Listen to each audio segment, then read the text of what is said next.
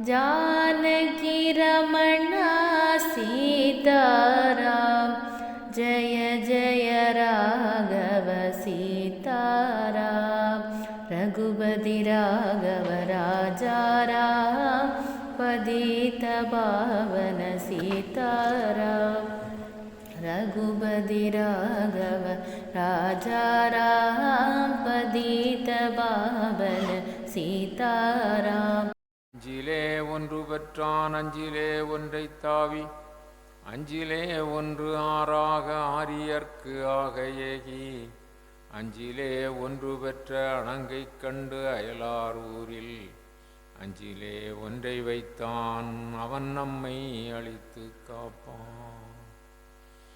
மண்கண்ட வெண்குடை கீழாக மேற்பட்ட மன்னவரும் எம் பண்கண்டளவில் பணியச் செய்வாய். படைப்போன் முதலாம் விண்கண்ட தெய்வம் பல்கோடி உண்டேனும் விளம்பின் உன்போல் கண்கண்ட தெய்வம் உளதோ சகலகலாவல்லியே. குரு பிரம்மா குரு விஷ்ணு குருதேவோ மகேஸ்வரக குரு சாட்சாத் பரபிரம்ம தஸ்மை ஸ்ரீ குரவே நமக. யோகி ராம் சுரத் குமார யோகி ராம் சுரத் குமார் யோகி ராம் சுரத் குமார ஜெய குரு ராயா. யோகி ராம் சுரத் குமார யோகி ராம் சுரத் குமார் யோகி ராம் சுரத் குமார ஜெய குரு ராயா. योगी राम सूरत कुमार योगी राम सूरत कुमार योगी राम सूरत कुमार जय गुरु राया. सच्चिदानंद गुरु सद्गुरु योगी राम सूरत कुमार तिरुवडिगले शरणम. सद्गुरुनाथ महाराज की. எல்லையற்ற கருணையுடைய எல்லாம் வல்ல சத்குருநாதருடைய பேரருள் பெரும் கருணையினால் ஸ்ரீராம சரிதத்தை ஒவ்வொரு வாரமும் சனிக்கிழமை நாம் கேட்பதற்கு பகவான் நல்லதொரு சந்தர்ப்பத்தை தந்திருக்கிறார்கள்.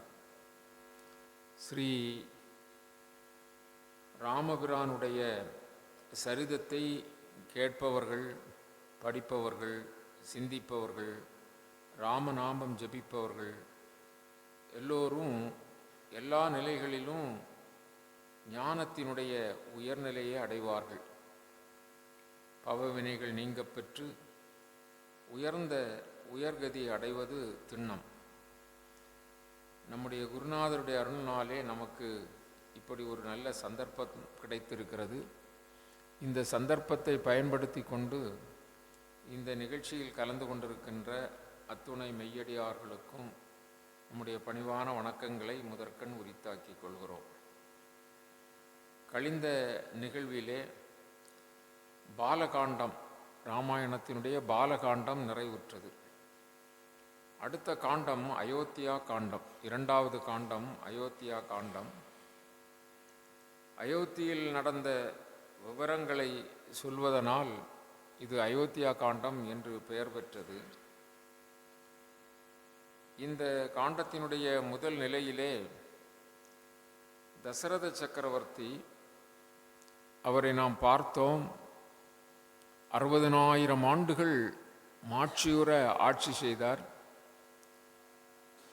அப்படி ஆட்சி செய்த அந்த சூரிய குலத்து வம்சத்திலே வந்த, ரகுகுலத்திலே வந்த அந்த தசரத சக்கரவர்த்தி நெடிது நாள் பெரும் மகுடம் தாங்கி இப்படி பேரரசை ஆட்சி செய்து இப்பொழுது அவருக்கு அதில் ஒரு களைப்பு ஏற்படுகிறது. அவர் ஒரு சமயம் கண்ணாடியில் அவருடைய முகத்தை பார்க்கின்ற பொழுது அவருடைய காது ஓரத்திலே, கன்னமூலத்திலே நரை தெரிகிறது. அப்பொழுது அவர் நமக்கு போதிய அளவு வயதாகிவிட்டது, இவ்வளவு காலமும் அரசுரிமையை தாங்கி நீண்ட நெடிய காலம் அரசாட்சி செய்தோம், இனி நமக்கு முன்னோர்கள் சொல்லியிருக்கின்ற விதத்திலே, அவர்கள் வாழ்ந்த விதத்திலே நாம் துறவு கொண்டு கானகம் சென்று நாம் இறைவனை நினைந்து நம்முடைய வாழ்வை நிறைவு செய்யலாம் என்பது அவருக்கு தோன்றுகிறது. அதாவது இல்லற தர்மத்திலே, அதாவது குடும்ப வாழ்க்கையிலே, இந்த உலகியல் வாழ்க்கையை 4 நிலைகளாக வாழ்வினுடைய தரத்தை பிரிக்கிறார்கள். அதில் ஒன்று பிரம்மச்சரியம், இளம் வயது, கிரகஸ்தம், மனைவி மக்களோடு வாழ்வது, வானப்பிரஸ்தம், அதிலிருந்து கொஞ்சம் விடுபட்டு கொஞ்சம் கொஞ்சமாக துறவு கொள்வது, அதற்கு அடுத்தாற்போல் சந்நியாசம் ஆகிய 4 நிலைகள் சொல்லப்பட்டிருக்கிறது. அதைப்போல நம்முடைய வாழ்வினுடைய உடலினுடைய வயோதிக தன்மையை சொல்லுகின்ற பொழுது நரை, திரை, மூப்பு, பிணி, சாக்காடு அப்படின்னு சொல்கிறார்கள். நம்முடைய வாழ்வு நிறைவு பெறுகிறது, அதாவது வயதாகிவிட்டது என்பதை காட்டுவதற்கு தலை முடி நரைக்கிறது, அதுதான் நரை. அதற்கு முன்பு நம்முடைய வாழ்க்கையினுடைய பகுதி முடிந்து போயிருக்கிறது, பெரும்பகுதி முடிந்து போயிருக்கிறது என்பதை சுட்டி காட்டுவதற்காகத்தான் நரை. அது பகவான் கொடுக்கின்ற முதல் நீதிமன்றங்களிலெல்லாம் ஒருவரை அழைக்க வேண்டும் என்றால் சமன்ஸ் கொடுப்பார்கள். சமன்ஸ் என்று சொன்னால் வந்து ஆஜராக வேண்டும் என்று அழைப்பு கொடுப்பார்கள். அப்படி கொடுக்கின்ற, ஞாபகப்படுத்துகின்ற, உனக்கு வயதாகிறது, நீ நல்ல காரியங்களில் ஈடுபட்டு தெய்வீக சம்பத்தோடு வாழ்ந்து நீ இறைவனை நினைந்து இறைவனுடைய திருவடி சேர வேண்டும் என்று சொல்லி காட்டுவது எது? நரை. அது முதல் நமக்கு இயற்கை கொடுக்கிற முதல் அழைப்பு. நரை வந்து விட்டதென்றால் முதல் சமன்ஸ் வந்து விட்டது என்று அர்த்தம், முதல் அழைப்பு வந்து விட்டது. அதன் பிறகு என்ன வருகிறது என்றால் உடம்பிலே திரை. திரை என்று சொன்னால் தோல் எல்லாம் சுருக்கு விழுகிறது. வயதானவர்களுக்கு தோல் சுருக்கு விழும் அல்லவா, அதுதான் திரை. நரை, திரை, பிறகு மூப்பு, வயோதிகத்தன்மை. அதன் பிறகு அந்த வயோதிகத்தன்மை ஆகிவிட்டது என்று சொன்னால் நடக்க முடியவில்லை, கைகால்கள் அசைக்க முடியவில்லை, பழையபடி ஓட சாட முடியவில்லை, இப்படி சொல்கிறார்கள் அல்லவா. அந்த மூப்பு எய்திய பிறகு பிணி வந்து சேரும். என்ன சேரும்? பிணி. பிணி என்றால் நோய். நோய் வந்தால் பிறகு நமக்கு பிணி சாக்காடு. சாக்காடு என்று சொன்னால் இறப்பு, இந்த உடலை உகுக்கின்ற ஒரு நிலை. ஆகவே இந்த தசரத சக்கரவர்த்தி நல்ல வேதங்களை கற்றவர், நல்ல நெறிமுறைகள் தெரிந்தவர், சாஸ்திரங்களை ஓதுகின்றவர். ஆகவே அவருக்கு இந்த வாழ்வினுடைய ரகசியம் தெரிந்திருக்கிறது. எனவே அவர் நினைக்கிறார், நாம் அரசாட்சி செய்தது போதும், இனி நம்முடைய அரசாட்சியை நம்முடைய மைந்தனுக்கு கொடுத்துவிட்டு நாம் நற்கதி அடைவதற்கான வழியை பார்ப்போம் என்பது அவருக்கு இயல்பாக ஏற்பட்டது. ஆகவே அவர் என்ன செய்தார்? அவர் எடுத்துக்கொண்ட முடிவை மந்திரி பிரதானிகளோடு ஆலோசித்து அதற்கு ஒரு முடிவு எடுக்க வேண்டும் என்று சொல்லி மந்திர ஆலோசனை கூட்டம், அதாவது மந்திர கிழவர், அது அப்படி சொன்னால் அவருடைய மந்திரிமார்கள் 8 முக்கிய பிரதான மந்திரிகள் உண்டு, அவர்களுக்கு உதவி செய்யக்கூடிய ஆலோசகர்கள் உண்டு. அது மாதிரி பெரிய நிலக்கிழார்கள், பிரபுக்கள், இது மாதிரி சாம்ராஜ்யம் என்றால் அப்படி இருக்கும். அதிலே முக்கியமான முடிவுகளை எடுப்பதற்கு மந்திரிகளை எல்லாம் அழைத்து, குலகுருவை அழைப்பார், மந்திரிகளை அழைப்பார், மற்றுமுள்ள ஆலோசனை செய்பவர்களை எல்லாம் அழைத்து யோசிப்பார்கள். அந்த மந்திர ஆலோசனை கூட்டத்தை அவர் கூட்டினார். அந்த கூட்டத்திற்கு வசிஷ்டர் வந்திருந்தார். குலகுரு எந்த தீர்மானம் எடுக்க வேண்டும் என்றாலும் குருநாதர் இருக்க வேண்டும், குலகுரு. இங்கு குரு ரொம்ப விசேஷமாக சொல்லப்படுகிறது. நம்முடைய வாழ்விலும் அதனால்தான் குரு கடாட்சம் நமக்கு வேண்டும். குருநாதர் வசிஷ்டர் வந்திருக்கிறார், மந்திரி பிரதானிகள் வந்திருக்கிறார். அப்படி அந்த சபை கூட்டப்பட்டது. அது தவிர ஏனைய ஆட்கள் எல்லாம் வெளியேற்றப்பட்டு விட்டார்கள். இது தீவிர ஆலோசனை செய்யக்கூடிய விஷயம் என்பதற்காக. அப்படி அந்த கூட்டத்திலே தன்னுடைய கருத்தை தசரத சக்கரவர்த்தி சொல்லுகிறார். நான் பல ஆண்டு காலம் இந்த உலகை மாட்சிமை உற ஆட்சி செய்து விட்டேன். இனி எனக்கு வயதாகிறது. நான் இனி என்னுடைய ஆட்சி பொறுப்பை மைந்தன் ராமனிடம் ஒப்படைத்துவிட்டு நான் நற்கதி அடைவதற்கான தவம் செய்ய போகிறேன். இதற்கு உங்களுடைய ஆலோசனை என்ன? அப்படி என்று சொல்லி தன்னுடைய நினைவை, தனக்கு ஏற்பட்ட அந்த எண்ணத்தை மற்றவர்களுக்கெல்லாம் அந்த மந்திர ஆலோசனை கூட்டத்திலே அவர் தெரிவித்தார். அப்படி தெரிவித்த பொழுது வசிஷ்டர் அவர் தானே முதலிலே ஏதாவது சொல்ல வேண்டும் என்று சொன்னால் சொல்ல வேண்டும். ஆகவே வசிஷ்டர் குரு அவர் சொல்லுவார், தசரதா, நீவீர் சிறப்புற செங்கோல் செலுத்தினீர், எந்த ஆட்சேபனையும் இல்லை, பலகாலம் ஆட்சி செய்தீர், பிள்ளைப்பேறு இல்லை என்று கடும் தவம் செய்து புத்திரகாமேஷ்டி யாகம் செய்து நல்ல புத்திரர்களை பெற்றெடுத்தீர். இப்பொழுது நீவீர் சொல்வது சரிதான். நீங்கள் அது மாதிரி உங்களுக்கு நினைவு ஏற்பட்டது என்று சொன்னால் நீங்கள் ராமபிரானுக்கு நீங்கள் முடிசூட்டி அப்படி உங்களுடைய பொறுப்பை அவர்களுக்கு கொடுக்கலாம், அதில் எந்த இடையூறும் இல்லை. அப்படி என்று சொன்னவுடனே அந்த தசரத சக்கரவர்த்திக்கு மகிழ்ச்சி தான். தனக்கு பின்னால் தன்னுடைய வாரிசு ராமபிரானுக்கு முடிசூட்ட குருநாதர் சொல்லுகிறார் என்பதே மகிழ்ச்சி தான். அப்படி சொல்லுகின்ற பொழுது அந்த சுமந்திரன் சொல்லுவார், நீங்கள் அரச பொறுப்பை விட்டு கானகம் செல்வது என்று சொன்னால் ராமபிரானுடைய முடிசூட்டு நிகழ்ச்சிக்கு பிறகுதான் நீங்கள் அப்படி செல்ல வேண்டும். ராமபிரானுக்கு முறைப்படி முடிசூட்டி அந்த பொறுப்புகளை கொடுத்து அதன் பிறகுதான் நீங்கள் அந்த தவநிலைக்கு சொல்ல வேண்டும் என்று அவருடைய கருத்தை சொன்னார். இப்படி அந்த மந்திர ஆலோசனை கூட்டத்திலே மந்திரி பிரதானிகளோடு வசிஷ்டர் முதலியானவர்களோடு தசரத சக்கரவர்த்திக்கு அரசு பொறுப்பிலிருந்து விடுப்பு கொடுத்து ராமனுக்கு பட்டாபிஷேகம் செய்யலாம் என்பது முடிவாகிவிட்டது.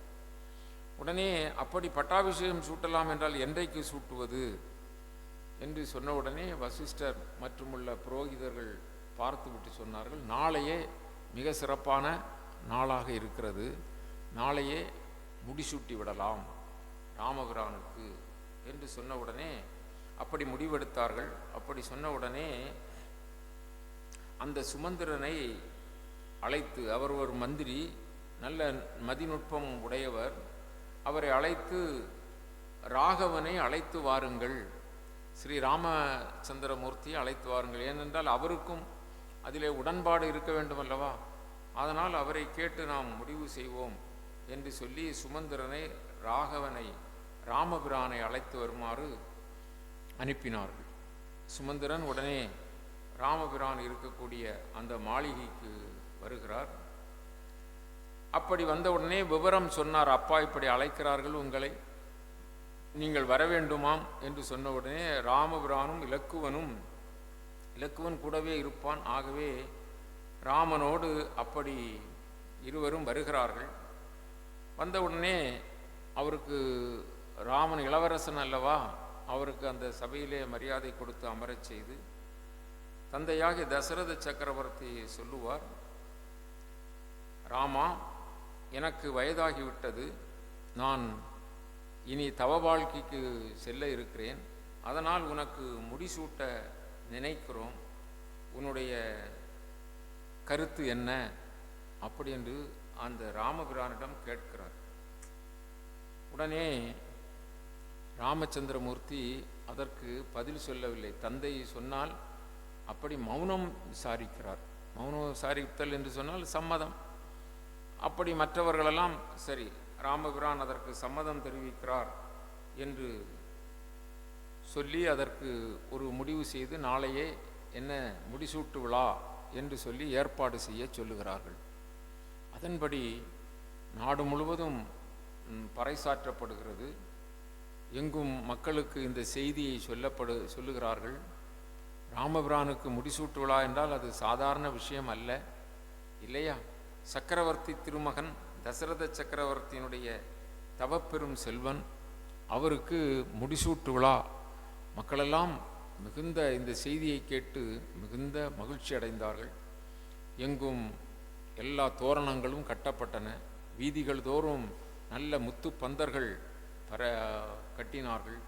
வாழை குலைகள், அது மாதிரி அலங்கார குலைகள், தென்னங்குலைகள், கமுகு குலைகள் இதெல்லாம் கட்டி அலங்காரப்படுத்தி எல்லா வீடுகளிலும் திருவிளக்கு ஏற்றி வாசனை பொருள்களை எல்லாம் நெருப்பில் இட்டு நல்ல நகரம் முழுவதும் நல்ல திவ்யமான வாசனை வருகிறது. இப்படியாக நகர மக்களெல்லாம் அதற்கு என்ன செய்துவிட்டார்கள்? பட்டாபிஷேகத்திற்காக தயாராகிவிட்டார்கள். பட்டாபிஷேகம் என்று சொன்னால் கோடானு கோடி மக்கள் திரளுவார்கள். அயோத்தி மாநகரமே அங்கு வந்துவிடும். அதுவும் ராமபிரானுக்கு பட்டாபிஷேகம் என்று சொன்னால் அது அவர்களுக்கு மிகுந்த மகிழ்ச்சி. இளவரசர் அப்படிப்பட்டவர். தசரதர் சிறப்பான ஆட்சி நடத்தினவர். இருந்தாலும் ராமபிரான் மீது மக்களுக்கெல்லாம் அவ்வளவு அன்பும் பாசமும் அப்படியெல்லாம் இருந்தது. ஆகவே மக்களெல்லாம் குதூகலமாக நாளை இன்று இரவு பொழுது விடிந்து நாளைய தினம் பட்டாபிஷேகம். ஆகவே எல்லோரும் அதற்காக தயாராகிறார்கள். ராமனுக்கு நாளைக்கு பட்டாபிஷேகம் அப்படி என்று எல்லோரும் தயாராகிறார்கள். நகர் முழுவதும் பெரிய அளவிலே மகிழ்ச்சிகரமான ஒரு நிலை ஏற்படுகிறது. அப்படியெல்லாம் சந்தோஷப்பட்டு கொண்டு இருக்கிறார்கள். இந்த நேரத்தில் வசிஷ்டர் பட்டாபிஷேகத்திற்கு முன்பு சில உபதேசங்கள் சொல்ல வேண்டும். அப்படி சொல்வதற்காக ராமபிரானை அழைத்து உபதேசங்கள் சொல்லுகிறார். அவர் தனியாக அவரை அழைத்து உபதேசம் சொல்லுகிறார். அதாவது அரச பொறுப்பை ஏற்க வேண்டும் என்றால் என்னென்ன குணநலன்கள் இருக்க வேண்டும், எப்படி மக்கள் மத்தியிலே இருக்க வேண்டும், எப்படி ஆட்சி முறைகள், எப்படி மந்திரிகளிடம் இருப்பது என்றெல்லாம் ஆலோசனைகள். அதில் வசிஷ்டர் இங்கு ராமனுக்கு ஒரு உறுதி பொருள் சொல்லுகிறார். உறுதி பொருள் என்றால் நாம் மனதில் வைத்துக் கொள்ள வேண்டிய விஷயம் என்பது பொருள். கரியமாலினும் கண்ணுதலானினும், கரியமாலனா திருமால், கண்ணுதல் அப்படி என்றால் சிவபெருமான். உரிய தாமரை மேல் உறைவானினும், உறைவானினும் தாமரை மேல் உறைபவன் யாரு? பிரம்மா. இப்படி இந்த மூவர்கள், மகாவிஷ்ணுவை சொன்னார், சிவபெருமானை சொன்னார், அதன் பிறகு அந்த பிரம்மதேவனை சொன்னார். அதன் பிறகு சொல்லுகிறார் விரியும் பூதம் ஓர் ஐந்தினும். விரியும் பூதம், இந்த பிரபஞ்சம் விரிந்திருக்கிறது, பஞ்சபூதங்களாக விரிந்திருக்கிறது. பரத்திலிருந்து இந்த பிரபஞ்சம் பஞ்சபூதங்களாக விரிந்திருக்கிறது. ஆகவே சொல்லுகிறார் விரியும் பூதம் ஓர் ஐந்தினும் மெய்யினும். மெய் என்றால் உண்மை பொருள், மெய்ப்பொருள், சத்பொருள். பாகவத வகுப்பில் பார்த்தோம் அல்லவா? சத்பொருள், அந்த மெய்ப்பொருள். அந்த மெய்ப்பொருளிலும் இவற்றிலெல்லாம் பெரியவர் யார் என்று சொன்னால் அந்தணர் பேணுதி உள்ளத்தால். இவர்களுக்கெல்லாம் மேலானவர்கள் யாரு? அந்தணர்கள். அந்தணர்கள் என்றால் அறவோர் என்பவர் அந்தணர். ஆக அறத்தை சார்ந்து நிற்கின்றவர்களுக்கு நீ பெரும் மதிப்பு கொடுக்க வேண்டும். பிரம்மாவை விட, மகாவிஷ்ணுவை விட, சிவபெருமானை விட, இந்த விரிந்து பறந்திருக்கின்ற இந்த பார்முதலாகிய பூதங்களை விட, மெய்யினும் இவற்றிற்கெல்லாம் மெய்யாக இருக்கின்ற சத்பொருள்கள், சத்பொருள் அந்த பரம், அவற்றிற்கெல்லாம் மேலாக அந்தணர்களுக்கு நீ அவர்களை பேணி அவர்களுக்கு சிறந்த மரியாதை கொடுக்க வேண்டும் அப்படின்னு சொல்கிறார். ஆகவே இந்த அந்தணர்களுக்கு இருக்கிற சிறப்பு எவ்வளவு என்பதை நாம் நன்றாக புரிந்து கொள்ள வேண்டும். அறவாழ்வு வாழ்கின்றவர்கள், ஜீவஹிம்சை இல்லாமல் வாழ்கின்றவர்கள், செம்மையான உள்ளம் படைத்தவர்கள், அவர்களுக்கெல்லாம் தெய்வத்தை விட மேலான நிலையிலே அவர்களுக்கு நீ மரியாதை கொடுக்க வேண்டும் அப்படி என்று சொல்லி அந்த உறுதிப்பொருள் இது மாதிரி உள்ள செய்திகளை எல்லாம் ராமனுக்கு சொல்லுகிறார். அதன் பிறகு ராமபிரான் ஸ்ரீ மகாவிஷ்ணுவினுடைய கோயில், அவர்கள் குலதெய்வம் மகாவிஷ்ணு. ஆகவே அந்த தெய்வத்தை வழிபடுவதற்கு அங்கு கோயில் இருக்கிறது, அங்கு சென்றார். நகரம் முழுவதும் பேர் ஒலி ஏற்படுகிறது, சந்தோஷ ஒலி, மகிழ்ச்சி குரல், ஆனந்த குரல். எல்லோரும் ஆடுகிறார்கள், பாடுகிறார்கள், எல்லோரும் ஆனந்த களிப்பிலே இருக்கிறார்கள். என்ன காரணம்? ஆங்காங்கே முரசு அறிவிக்கப்படுகிறது. ஆங்காங்கே நாளைய தினம் பட்டாபிஷேகத்திற்கு வருபவர்கள் இப்படி இப்படி வர வேண்டும், என்னென்ன நிலையில் வர வேண்டும், யார் யார் எப்படி இருக்க வேண்டும், எந்தெந்த பகுதி மக்கள் எந்தெந்த இடத்தில் கூட வேண்டும், இப்படியெல்லாம் பெரிய அளவிலே அந்த நிர்வாக நிலைகள் ஏற்படுகிறது. இதை பார்த்தாள் அந்த கூனி என்று சொல்லுகின்ற அந்த ஒரு பெண். அவள் வயோதிக பெண். அவள் உடம்பு கூனி இருப்பதனால் அவளை கூனி என்று சொல்வார்கள். அந்த கூனி கைகேயினுடைய தோழி. கைகேயினுடைய தோழி. கைகேயி யார் என்று சொன்னால் தசரத சக்கரவர்த்தியினுடைய 2வது மனைவி கைகேயி. அந்த 2வது மனைவியினுடைய தோழி யார்? இந்த கூனி. அவளுக்கு பெயர் மந்தரை. அவர் கூன் இருக்கிறதனால் கூனி என்று சொல்வார்கள். அவளுக்கு இப்பொழுது ராமபிரானுடைய அருளினாலே கூன் நிமிர்ந்திருக்கிறது. ஆனாலும் பழைய பெயரே இருக்கிறது. எப்படி என்று சொன்னால், அவர் கூனி நடந்ததன் போது இவர் வில்லில் வைத்து ஒரு மண் உண்டையை அவளுடைய முதுகிலே அடித்தார். கூன் நிமிர்ந்து விட்டது. என்ன அப்படி ஒரு அவளுக்கு ஒரு சிறப்பும் உண்டு. அவள் யார் என்று சொன்னால், அந்த மந்தரை கேகய நாட்டு பெண். கேகய நாட்டிலே இந்த கைகேயானவள் இளவரசியாக இருக்கின்ற பொழுதே அங்கேயும் அவள் சேடி பெண்ணாக இருந்தாள், தோழியாக இருந்தாள். அவள் திருமணமாகி இங்கு தசரதனுடைய அரண்மனைக்கு வந்த பிறகும் அவள் கூடவே இருக்கிறாள். அந்த காலத்தில் அப்படி சேடி பெண்கள், தோழி பெண்கள் எல்லாம் கல்யாணத்துக்கு பிறகும் கூடவே போய் தொண்டு செய்வார்கள், சிசுருசை செய்வார்கள். அது மாதிரி வந்த பெண் இந்த கூனி. அவள் கொடுமன கூனி என்று சொல்கிறார்.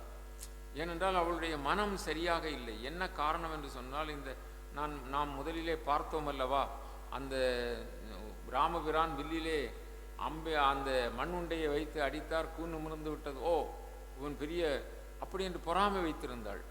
இந்த ராமபிரான் மீது பொறாமை வைத்திருந்தாள். இப்பொழுது மக்களெல்லாம் ஆரவாரிக்கின்றார்கள், எல்லாம் செய்தி கேட்கிறாள். என்ன செய்தி? ராமனுக்கு நாளைக்கு பட்டாபிஷேகம் என்கிற செய்தி கேட்கிறார். எல்லா மக்களுக்கும், அந்த நாட்டில் உள்ள எல்லா மக்களுக்கும் இந்த செய்தி ஆனந்தத்தை கொடுத்தது. ஆனால் இந்த கொடுமன கூனி என்று சொல்லுகின்ற இவளுக்கு அது என்ன செய்தது? விஷத்தை கொடுத்தது போல் இருந்ததாம். என்ன? அந்த நகர் அந்நகர் அணிவுறும் அமலைவானவர் பொன்னகர் இயல்பு என பொலியும் ஏவையில். அதாவது அந்த அயோத்திமா நகரம் முழுவதும் இந்திரலோகம் மாதிரி, இந்திரலோக பட்டணம், அமராவதி பட்டணம் போல அழகு உற எல்லோரும் செய்கிறார்கள். அழகுறது கண்டு அந்த அந்த இன்னல் செய் ராவணன் இழைத்த தீமை போல். இப்பொழுது எங்க வருது? இந்த கூனி வாயிலாக ராவணன் எப்படி தேவாதி தேவர்களுக்கெல்லாம் என்ன இந்த பூவுலகத்தவர்கள், பூவர்லோகத்தவர்கள், சுவர்லோகத்தவர்கள் என்று சொல்லுகின்ற 14 லோகத்தவர்களுக்கும் எப்படி ஒரு தீங்கினை கொடுத்து கொண்டிருக்கிறானோ, அந்த இன்னல் செய் ராவணன் இழைத்த தீமை போல் அது மாதிரி இவளும் ஒரு தீமையை இழைக்க வேண்டும் என்று சொல்லுகின்ற எண்ணம் இந்த மந்தரைக்கு, கூனிக்கு ஏற்படுகிறது. துன்ன அரும், நினைத்து பார்க்க கூட முடியாத கொடுமன கூனி தோன்றினாள். அந்த செய்தியை கேட்டு அவள் என்ன செய்கிறாள்?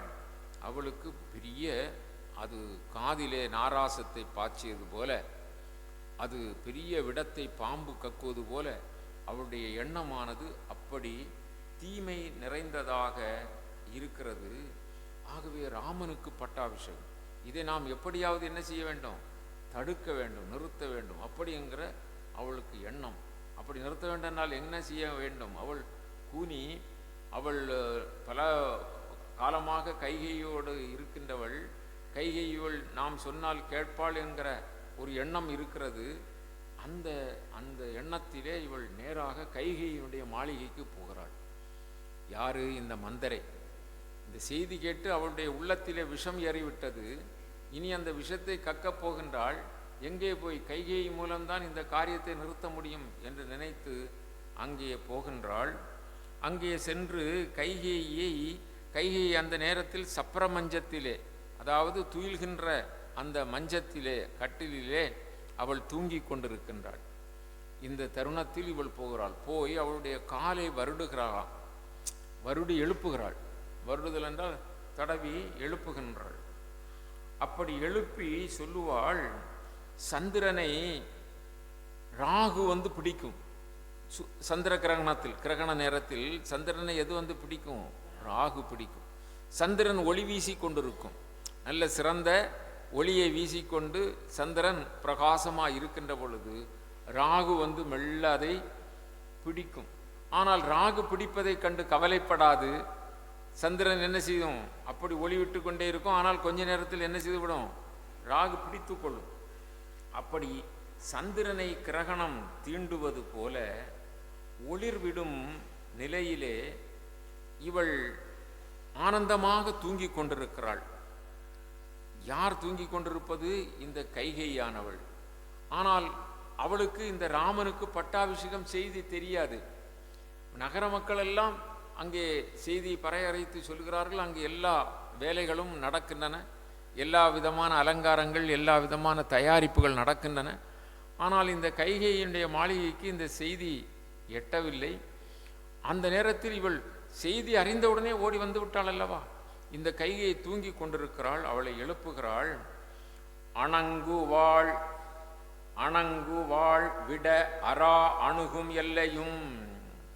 அதாவது அந்த ராகு என்று சொல்லுகின்ற பாம்பு அதை வந்து விழுங்கும் வரையிலும் அந்த சந்திரனானது இனம் கெடாது ஒளி விரி குளிர் வெண்சிம், அதாவது அது அந்த தன்னுடைய ஒளியிலிருந்து மங்காது அப்படி ஒளிவிட்டு கொண்டிருக்கிற திங்கள் போல், வெண் திங்கள் போல், திங்கள் என்றால் சந்திரன், அதை போல பிணங்குவாள் வேறற.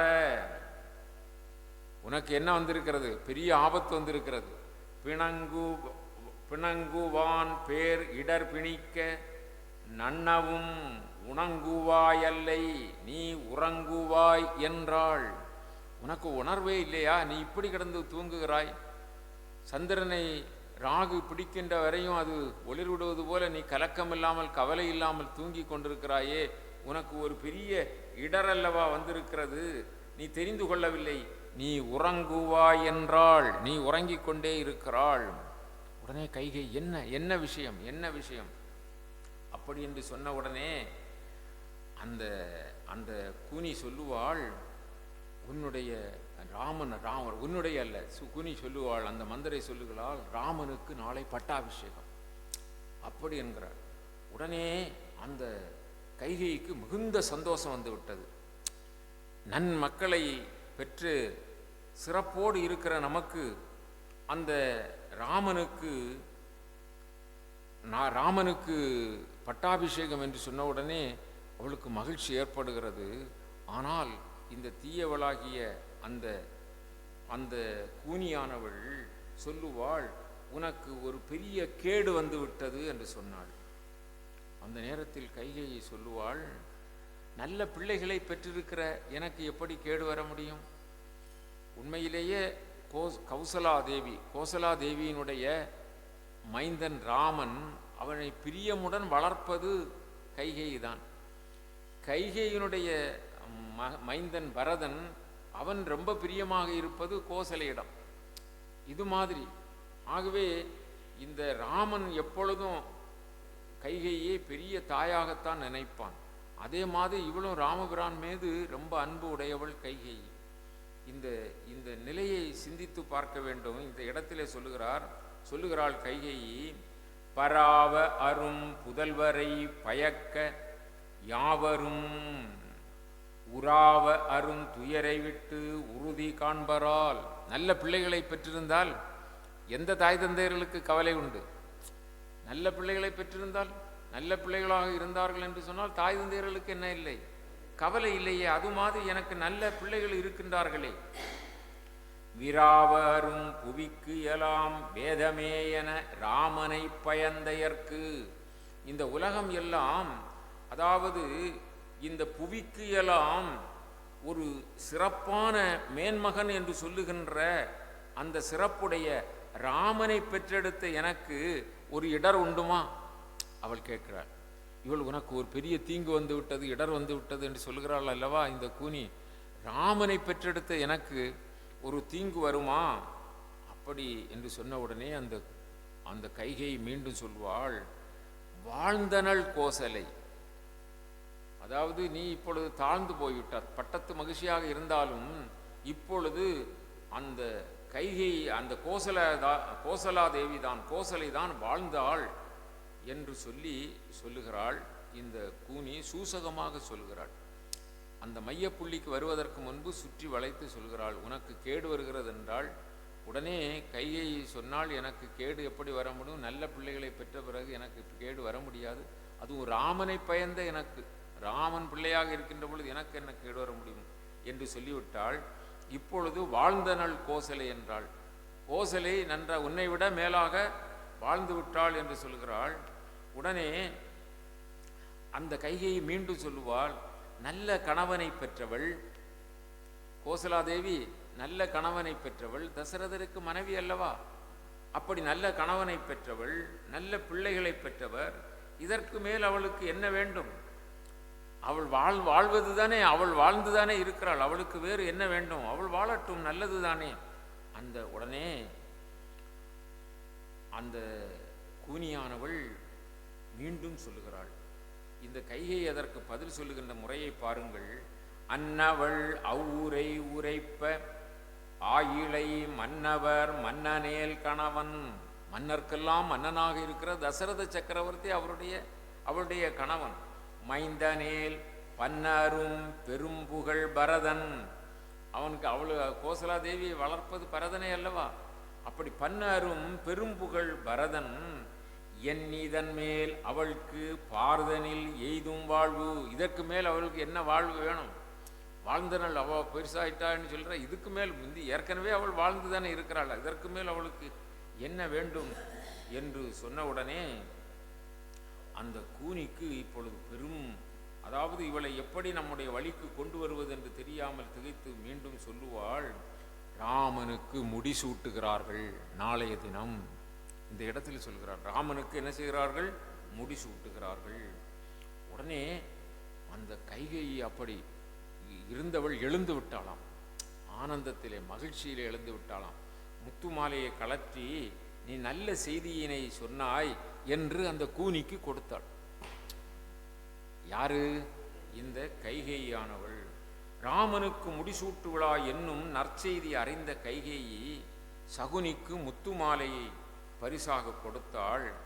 ஆனால் அந்த கைகேயி அவள் அதனால்தான் முன்பே சொன்னார், பெரிய ஒரு கொடுமன கூனி என்று சொன்னார். அவள் இந்த தருணத்தில் முத்து மாலை கிடைத்தது என்று மகிழ்ச்சி அடையவில்லையாம். அவள் அந்த மாலையை தூக்கி வீசிவிட்டாள். தூக்கி வீசிவிட்டு மிகுந்த கோபத்தோடு சொல்லுகிறாள், ஏ கைகேயி, உனக்கு ஒன்றும் தெரியாது. நீ அரசர் இல்லத்திலே பிறந்தாய். அதாவது கேகய நாட்டு மன்னனுடைய மகள்தானே. ஆகவே நீ அரசர் இல்லத்திலே பிறந்தாய். பின் அரசர் இல்லத்தில் நீ வளர்ந்தாய். இங்கே அரசர் இல்லத்தில் பிறந்து வளர்ந்து அரசர் இல்லத்தில் புகுந்தாய். தசரத சக்கரவர்த்தி பேர் அரசர் தானே. ஆகவே உன்னுடைய புகுந்த வீடும் அரசர் தான். பேர் அரசியான நீ, உனக்கு எல்லா சிறப்பும் இருக்கிறது, நீ பேர் அரசி. ஆனால் கரை செயற்கு அருந்துயர் கடலில் வீழ்கின்றாய். இப்போ சொல்லுகிறார், இவ்வளவு காலம் நீ எப்படி இளமையிலே சின்ன பிள்ளையிலேயே நீ அரசருடைய மகளாக பிறந்தாய், அரசனுடைய மகளாக வளர்ந்தாய், இளவரசியாக வளர்ந்தாய். பிறகு நீ மனம் முடித்து அரசர் இல்லத்திலே புகுந்தாய். இப்படியெல்லாம் சிறப்பு பெற்றிருக்கிற நீ கரை செயற்கு அருந்துயர் கடலில் வீழ்கின்றாய். இப்பொழுது என்ன செய்கிறாய்? இந்த சிறப்பெல்லாம் பெற்ற நீ கரை காணாத துயர்கடலிலே நீ இப்பொழுது வீழ்கின்றாய். உரை செய்ய கேட்கில்லை, நான் சொல்வதை நீ கேட்க மாட்டேன் என்கிறாய். உணர்தியோ என்றாள். நீ நான் சொல்வதையும் கேட்க மாட்டேங்கிறா. பட்டாபிஷேகம் ராமனுக்கு என்று சொன்னால் உடனே முத்துமாலை எடுத்து தருகிறாய். உனக்கு இந்த கரை சேர முடியாத ஒரு துயரக்கடலிலே நீ வீழ்கின்றாய் என்பதை நீ உணரவில்லை. அப்படி என்று சொன்னால் பரதனுக்கு முடிசூட்டினால் உன்னுடைய கவலைகள் மாறும், உன்னுடைய கஷ்டங்கள் மாறும். அப்படி என்று சொல்லி ராமனுக்கு பட்டாபிஷேகம் செய்வதை விட, ராமனுக்கு பட்டாபிஷேகம் செய்தால் அரசருடைய அம்மா யார் என்று கேட்டால் யாரை சொல்லுவாங்க? கோசலையை சொல்லுவாங்க. உனக்கு அந்த பெருமை இருக்காது. பரதனுக்கு முடிசூட்டினால் கைகேயி தான் ராஜாவுடைய அம்மா என்று சொல்லுவார்கள். உடனே உடனே அந்த கூனி அப்படி சொன்ன உடனே கைகைக்கு கோபம் வருகிறது. இப்பொழுதுதான் அவளுக்கு கோபம் வருகிறது. இவள் சூசகமாக நம்மை சூழ்ச்சி செய்கிறாள் என்பதை புரிந்து கொண்டு அவளுக்கு கோபம் வருகிறது. அவள் சொல்லுவாள், வெயில் முறை குல கதிரவன் முதலிய மேலோர். வெயில் முறை கதிரவன் என்று சொன்னால் சூரியகுலம். சூரிய குலத்தில் வந்திருக்கின்ற பரம்பரையாக வாழையடி வாழையென மாபெரும் மன்னர்கள் பேராட்சி செய்த இந்த குலத்திலே உயிர் முதல் பொருள் திறம்பினும் உரை திறம்பாதோர். உயிரை விட்டா கூட பேசின பேச்சில் மாறுபட மாட்டாங்க. என்ன சொன்னா சொன்னது தான். அது மாதிரி அந்த உயிரே போவதாக இருந்தால் கூட உயிர் முதல் பொருள் திறம்பினும், உயிரை போன்ற பொருள்கள் எல்லாம் போனா கூட, உயிரே போனால் கூட திறம்பினும் உரை திறம்பாதோர். அவர்களெல்லாம் எப்படி என்றால் மயில் முறை குலத்து உரிமையை, அவர்களுடைய அந்த சூரிய வம்சத்திலே வந்திருக்கிற தசரத சக்கரவர்த்தி அந்த வம்சம் எப்படி என்று சொன்னால் மயில் முறை குலம். அதாவது கூட்டமாக மயில் இருக்கும் கானகத்திலே, தோட்டங்களிலே அப்படி இருக்கும். பூ அந்த செழுமையான மருத நிலங்களிலெல்லாம் இருக்கும். கூட்டமாக என்ன இருக்கும்? மயில்கள் இருக்கும். அந்த மயில் கூட்டத்திலே இருக்கிற தலைமை ஏற்றிருக்கிற அந்த ஆண் மயில் ஆட ஆரம்பித்த பிறகுதான் மற்ற மயிலெல்லாம் ஆடுமா. அதுதான் மயில் முறை குலம். அந்த மூத்த அந்த அந்த மயிலுக்கு அவ்வளவு சிறப்பு. மயில் முறை குலத்து உரிமையை மனு முதல் மரபை, மனுநீதி மரபு இது. மூத்தவன் இருக்கும்போது என்ன செய்ய மாட்டாங்க? இளையவனுக்கு பட்டம் சூட்ட மாட்டாங்க. அதுதான் மயில் முறை குலம், மனு முதல் மரபு. அப்படி இருக்கக்கூடிய இந்த சூரியகுல வம்சத்திலே, ரகுகுலத்திலே வந்திருக்கின்ற தசரத சக்கரவர்த்தியினுடைய மைந்தனாகிய ராமன் இருக்கும்போது பரதனுக்கு எப்படி பட்டம் சூட்டுவது?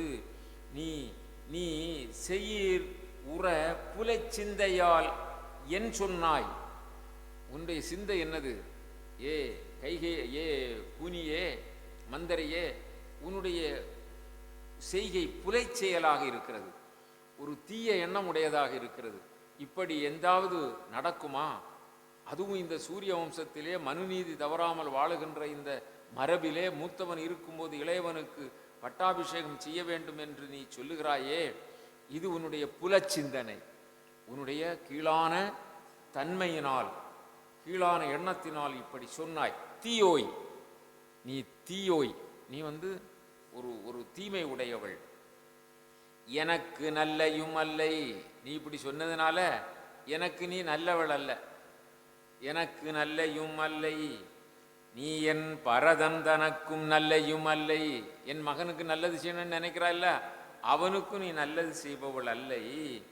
அத்தருமமே நோக்கின், இந்த தர்மத்தை சிந்தித்து பார்த்தால் உனக்கு நல்லையும் அல்லை. இதை யாராவது கேட்டாங்கன்னா, பரதனுக்கு முடிசூட்டணும்னு நீ சொல்லி இந்த கூனி சொல்றான்னு சொல்லி யாராவது கேட்டானா உடனே என்ன செய்திருவாங்க? அப்படியே சுட்டு எரிச்சிருவாங்க. என்ன, எல்லா மக்களும் எவ்வளவு சந்தோஷத்தில் இருக்கிறாங்க. அதுவும் ஒரு மரபு இல்லாத ஒரு செயலை இப்படி சொல்லி, அண்ணன் தம்பிகள்கிட்ட எவ்வளவு பாசம், எவ்வளவு ஈடுபாடு, தாய் எப்படி வளர்க்குறாங்க இல்லையா? எந்த வேற்றுமையும் இல்லை. அப்படிப்பட்ட இடத்துல பரதனுக்கு முடிசூட்டணும், ராமனுக்கு நாளை பட்டாபிஷேகம் என்று சொன்னால் அதை மகிழ்ச்சி அடைவாயா? இல்லை இப்படி உன்னுடைய கொடு மனத்தினால், தீய சிந்தனையினால் இப்படி பேசுவாயா? ஆகவே இதர் பிறர் கேட்கின், பிறர் உன்னுடைய வார்த்தையை கேட்டார்கள் என்றால் உனக்கும் நல்லையும் அல்லை. வந்து ஊழ்வினை தூண்ட, உன்னுடைய ஊழ்வினை தூண்ட மனக்கு நல்லன சொல்லினை மாசிலா மனத்தோய் அப்படிங்களா. நீ ஊழ்வினை தூண்டதான் இப்படி நீ பேசுகிறாய். போதி என் எதிர் நின்று, நீங்க நிக்காத, ஒரு நிமிஷம் கூட நிக்காத, போ, வெளியே போ. போதி என் எதிர் நின்று நின் புன்பொறினாவை. நீ சொன்னதும் பரதனுக்கு, ராமனுக்கு பட்டாபிஷேகம் வேண்டாம், பரதனுக்கு பட்டம் சூட்ட வேண்டும் என்று சொன்னாயல்லவா, நான் உன்னை எப்படியோ பொறுத்து போ என்று சொல்லுகிறேன். இல்லை என்றால் உன் நாவை வெட்டி இருப்பேன். என்ன, உன் நாவை புன்பொறி நாவை, உன்னுடைய தீமை புரிந்த நாவை சேதியாது இது பொறுத்தனன். நாவை வெட்டாம நான் என்ன செய்திருக்கிறேன்? பொறுத்திருக்கிறேன். புறம் சிலர் அறியின், வெளியே இந்த விஷயம் யாருக்காவது ஒற்றர்கள் மூலமோ யாருக்கும் தெரிந்ததென்றால், நீதியும் அல்லவும் நெறிமுறை அல்லவும் நினைந்தாய். இது நீதியும் கிடையாது, நெறிமுறையும் கிடையாது. ஆதி ஆதலின் அறிவு இலி, உனக்கு அறிவே கிடையாது, இப்படிப்பட்ட செய்தியை நீ சொல்லுகிறாயா? ஆதி ஆதலின் அறிவு இலி அடங்குதி என்றாள். பேச வாய மூடு அப்படி சொல்லுவாங்க இல்லையா? அது மாதிரி அவள் அடங்குதி என்றாள். இப்போதான் அந்த அந்த கூனிக்கு, வஞ்சக நெஞ்சமுடைய கூனிக்கு, அவள் பெரிய தந்திரசாலி, நினைத்த காரியத்தை சாதிப்பவள், பெரிய வல்லமை உடையவள், அறிவு உடையவள். அவள் இவளை எப்படி வசக்கலாம்? இப்பொழுது எடுத்தறிந்து பேசிவிட்டாள் இல்லையா? இப்பொழுது இவளை எப்படி வசக்கலாம், தன் பக்கம் இழுக்கலாம் என்று நினைத்து சொல்லுவாள். உன்னுடைய கைகேயி, நீ எல்லாம் பேசுகிறாய், உன்னுடைய தந்தை இப்பொழுது சுகமாக ஆட்சி செய்கிறார் என்று சொன்னால் என்ன காரியம் தெரியுமா? அப்படி போடுறா. இப்போ சில பெண்களுக்கு இங்கே உள்ள விஷயங்களை சொன்னால் ஒன்றும் ஏற்றுக்கிட மாட்டாள். அவ அப்பா அம்மாவுக்கு ஏதாவது ஒரு இடைஞ்சலைன்னா என்ன அப்படியா, அப்போ அப்படி செய்யலாம் அப்படின்னு சொல்லிடுவாங்க. விஷயம் மனசில் அண்ணன் தம்பிக்கோ அக்காவோ தங்கைக்கோ அந்த தாய் வீட்டு பந்தம் உள்ள இடத்துல ஏதாவது ஒரு காரியம்னு சொன்னால், இவ அந்த கூனி அந்த அம்பை எடுத்துக்கிட்டா, அந்த வாய்ப்பை எடுத்துக்கிட்டா. இப்பொழுது கேகய நாட்டை ஆளுகின்ற அந்த உன்னுடைய தந்தை சந்தோஷமாக சுகமாக பகைவி இல்லாமல் இருக்கிறார் என்று சொன்னால் என்ன காரணம்? இந்த இந்த ராமன், அந்த தசரத சக்கரவர்த்தி, அந்த ஜனக மகாராஜா, இது மாதிரி இருக்கிற சூழ்நிலையில் ராமனுக்கு பட்டாபிஷேகம் வந்தது என்று வைத்துக் கொள்ளுங்கள். கேகய நாட்டின் மீது படையெடுக்கலாம், கேகய மன்னனை பற்றி கொள்ளலாம். ஜனகன் அதற்கு உதவியாக இருப்பான். ஜனகன் மகளை திருமணம் செய்திருக்கிறான், இன்னும் இந்த நாட்டுக்கு அரசனாகிவிட்டான் என்று சொன்னால் கேகய நாடு இவன் வசந்தான் ஆகிவிடும். ஆகவே ராமன் அப்பொழுது அப்படி யாராவது கேகய நாட்டை பகைவர்கள் ஆக்கிரமிக்க வந்தால் ராமன் துணை செய்ய மாட்டான். ஜனகன் தசரதனுக்கு பயந்து இது நாளும் போர் செய்யவில்லை. ஜனக மகாராஜா தசரதன் இருக்கிறார் என்பதற்காக கேகய நாட்டின் மீது போர் செய்யவில்லை. இனி மருமகனுக்காக அவர் போர் செய்ய வந்தால் ராமன் என்ன செய்ய மாட்டான்? தடுக்க மாட்டான். ஆகவே இனி இனி இரண்டு பேர்களும் சேர்ந்து கேகய நாட்டை பிடிக்கலாம். ஜனக மகாராஜாவும் ராமனும் சேர்ந்து இவன் இன்னும் அயோத்திக்கு ராஜா, ரெண்டு பேரும் கேகய நாட்டை பிடிக்கலாம். அப்பொழுது உன் தந்தை நிலை என்னாகும் போடுறார். எண்ணிப்பார் கொஞ்சம். கைகை, நீ ஆத்திரப்படாதே, கொஞ்சம் சிந்தித்துப்பார் அப்படி என்று சொல்லி அந்த கைகையுடைய அந்த ஆணிவேர் என்று சொல்லக்கூடிய அந்த தாய் தந்தையர்கள் என்று சொல்லக்கூடிய அந்த இடத்தை இவள் தொட்டு காட்டுகிறாள். அது மட்டுமல்ல, ராமன் ஆட்சிக்கு வந்தால் நீ அவன் சிற்றன்னை, ஏதாவது உனக்கு வேண்டும் பொருளை அவனிடம்தானே போய் யாசகம் செய்ய வேண்டும். உன் மகன் ஆட்சிக்கு வந்தால் உன்னுடைய சொத்தாக அல்லவா இருக்கும். இப்படி சொல்லுகின்றாள். இப்படியெல்லாம் சொன்ன உடனே இந்த கைகைக்கு கொஞ்சம் மாற்றம் வருகிறது. மனதிலே என்ன வருகிறது? ஒரு மாற்றம். ஓஹோ, இதுவும் உண்மைதான், இவள் சொல்வதும் சரிதான். எந்த காரியத்திற்கு என்றாலும் இப்பொழுது தசரதர் இருக்கிறார், நம்முடைய கணவர் என்று இருக்கலாம். பிறகு ராமனிடம் கேட்டுத்தானே எல்லா காரியங்களும் செய்ய வேண்டும். நம் மகன் இருந்தால் நம்முடைய ஆட்சி தானே இது என்றால் அப்படி இல்லை அல்லவா, அப்படி என்று சிந்திக்கிறாள். அதுவும் தன் தந்தைக்கு இடையூறு வருவதற்கு வாய்ப்பு இருக்கிறது என்று நினைக்கிறாள். தீய மந்தரை இப்பொழுதும் போடுகிறார். அந்த மந்தரை எப்படிப்பட்டவள்? தீயவள். தீய மந்தரை இவ்வுரை சொல்லலும். இந்த விஷயத்தை சொன்னவுடனே தேவி தூய சிந்தையும் திரிந்தது. தேவி என்று சொன்னால் கைகை. கைகையினுடைய தூய சிந்தனை, அவள் வெள்ளை உள்ளம் படைத்தவள், அவளுடைய தூய சிந்தனை இப்பொழுது என்ன செய்கிறார்?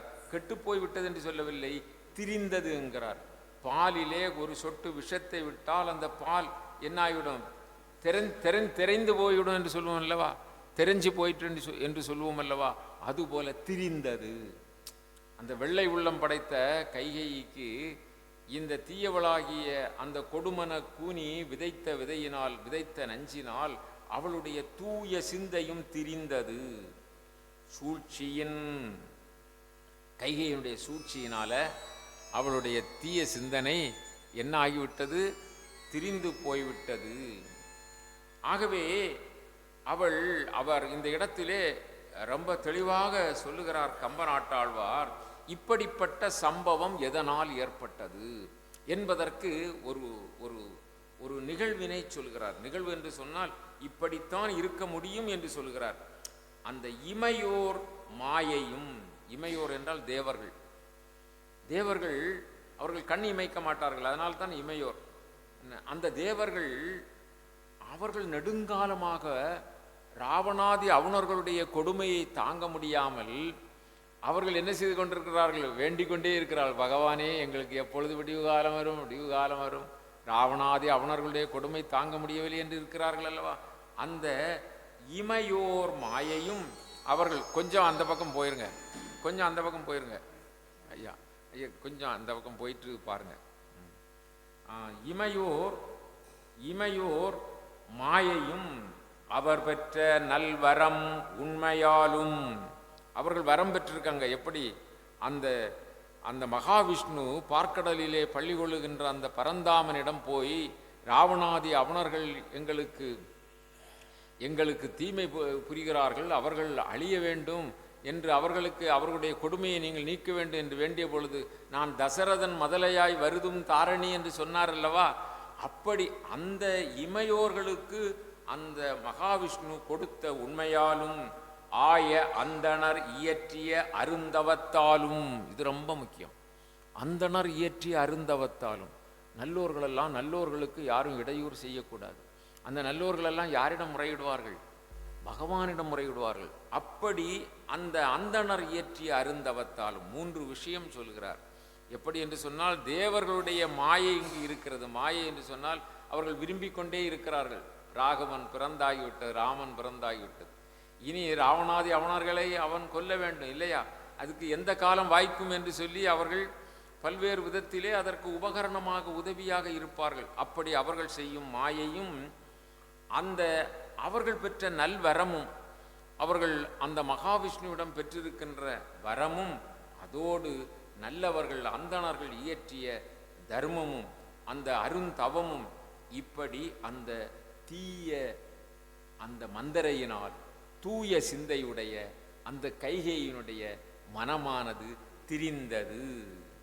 அரக்கர் யாவரும் அல்லவர் இயற்றிய அறமும், அரக்கர்கள் அல்லாதவர்கள் இயற்றிய அந்த தர்மமும் அறமும், துறக்கனல் அருள் துறந்தனர் தூமொழி, துறக்கனல் அறம், அதாவது நீங்காத அறத்தை உடையவர்கள், அவர்கள் இயற்றிய அறத்தின் காரணமாக இந்த கைகேயானவள் தூய மனம் படைத்தவள், துறக்கனல் அருள் துறந்தனள், அவருடைய இயல்பான தன்மையிலிருந்து என்ன செய்து விட்டாள்? மாறிவிட்டாள். அதை அவர் ஒரு வர்ணனை கொடுக்கிறார், தூமொழி மடமான், அதாவது தூய்மையான மொழிகளை பேசுகின்ற அந்த கைகேயி இப்படி மனம் திரிந்து விட்டாள். இரக்கம் இன்மை அன்றோ இன்று இவ்வுலகம், உலகங்கள் ராமன் பறக்கும் தொல்புகள் அமுதினை பருகுகின்றதுவே. அவள் அப்படி மனம் மாறிய காரணத்தினால்தான், அவள் பெரிய கொடுமைக்காரி என்று ஒரு பக்கம் நினைத்தால் கூட, இன்னொரு பக்கம் அவள் மனம் அப்படி மாறிய காரணத்தினால்தான் ராமபிரானுடைய புகழ் இன்றும் நிலைத்திருக்கிறது.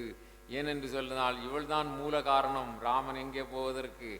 அவன் காட்டுக்கு போகவும், அதன் பிறகு சீதாதேவி, அப்படி அந்த வரலாறு போகிறது. ஆகவே ராமனுக்கு புகழ் சேர்க்கின்ற விதத்திலே இது அமைந்திருக்கிறதோ அப்படி என்று சொல்லி, உடனே அவள் என்ன சொல்லுகிறாள்? அந்த கைகை அந்த கூனியை பார்த்து, ஆமாம், என் மகன் முடி புனைவதற்கு ஏதேனும் உபாயம் இருக்கிறதா? என் மகன் பரதன் முடிசூட்டுவதற்கு, ஏன்னா ராமனுக்கல்லவா பட்டாபிஷேகம் வைத்திருக்கிறது, அதை தடுத்து என் மகன் பரதனுக்கு முடிசூட்டுவதற்கு ஏதேனும் வழி இருக்கிறது, நீ அப்படி அப்படி சொல்லுகின்றாய். ராமன் வந்தால் நல்லதல்ல, உன் மகன் பரதனே வர வேண்டும் என்று சொல்லுகிறாய். ஆனால் அப்படி பரதன் நாட்டை ஆள்வதற்கு, அவனுக்கு முடிசூட்டுவதற்கு ஏதாவது வழிகள் இருக்கிறதா? அப்படிப்பட்ட உபாயம் இருந்தால் சொல் என்று சொல்லுகிறார். இப்பொழுது அந்த கூனியினுடைய பக்கம் முழுமையாக கைகை வந்துவிட்டாள். ஆகவே இப்பொழுது சதுராட்டத்திலே கூனி வெற்றி பெறுகிறாள்.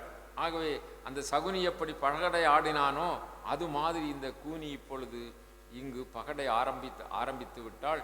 அதற்கு உறுதுணையாக கைகை மாறிவிட்டாள். பாருங்கள், அதனால்தான் எப்பொழுதும் தீமையே ஒருவர் சொல்லி கொண்டிருந்தால் நாமும் தீமை உடையவர்களாக ஆகிவிடும்.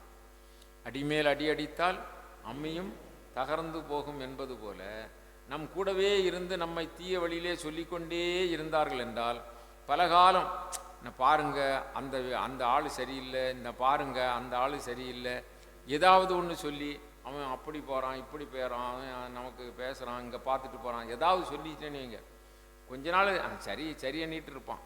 ஒரு நாள் இது சொல்லிக்கிட்டே இருந்தேன்னு சொன்னால் என்ன செய்வான், அருவாளை தூக்கிட்டு போயிடுவான், கொலைச்சி இது போட்டுருவான். பிறகு எல்லாரும் எங்கே கூண்டோட எங்கே போகணும், ஜெயிலுக்கு போகணும்.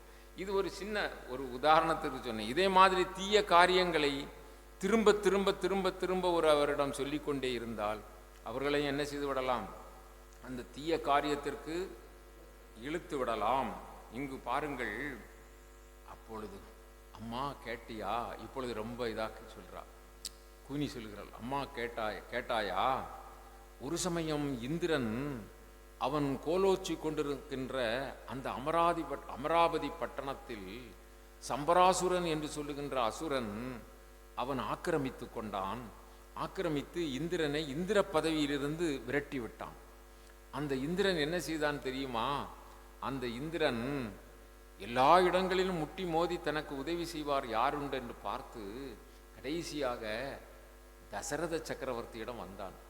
இந்த தசரத சக்கரவர்த்தி மாவீரன், ஏக காலத்திலே 10 திக்குகளிலும் தேரோட்டுகின்ற வல்லமை உடையவன்.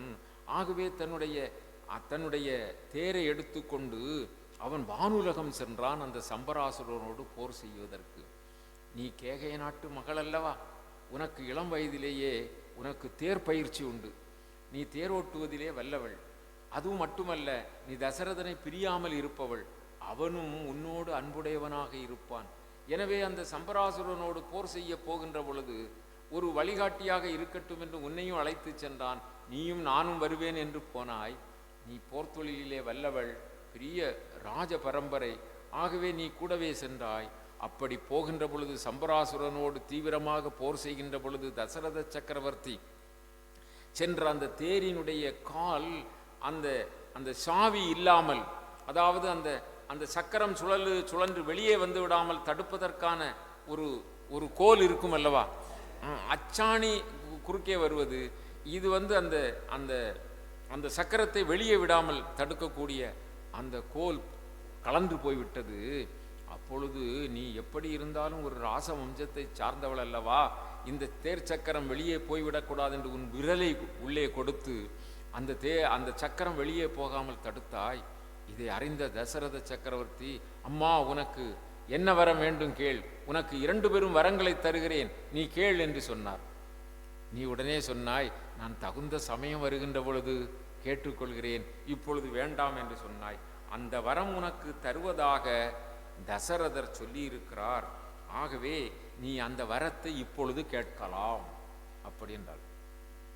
பாருங்கள் எவ்வளவு யூகமாக போடுகிறார். அப்படி என்று சொன்னால் மந்தரை சொல், அப்படி என்றால் நான் என்ன செய்ய வேண்டும், ஒரு வரத்தினால் ராமன் காட்டுக்கு போக வேண்டும் என்று சொல், இன்னொரு வரம் பரதன் நாட்டை ஆள வேண்டும் என்று சொல். 2 வரமும் தந்தாய், அது தந்தால் உனக்கு போதுமே.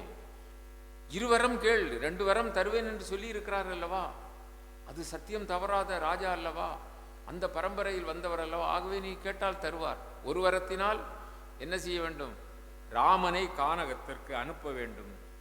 இன்னொரு வரத்தினால் அந்த பரதன் உன் மகன் அவன் முடிசூட்ட வேண்டும், அப்படி என்று சொல்லி நீ கேள் என்று சொன்னாள். உடனே கைகைக்கு பெரும் மகிழ்ச்சி. நீதான் என்னுடைய தாய், நீதான் என்னுடைய உற்ற தோழி, உன்னை மாதிரி அறிவாளி யாரும் இல்லை, நல்ல உபாயம் சொன்னாய், நான் என்ன செய்கிறேன், இதோ அதே மாதிரி செய்து விடுகிறேன் என்று சொல்லி அப்படியே என்ன செய்தாள், அந்த நிமிடத்திலே அவள் ஒரு நாடகத்தையே நடத்தினாள்.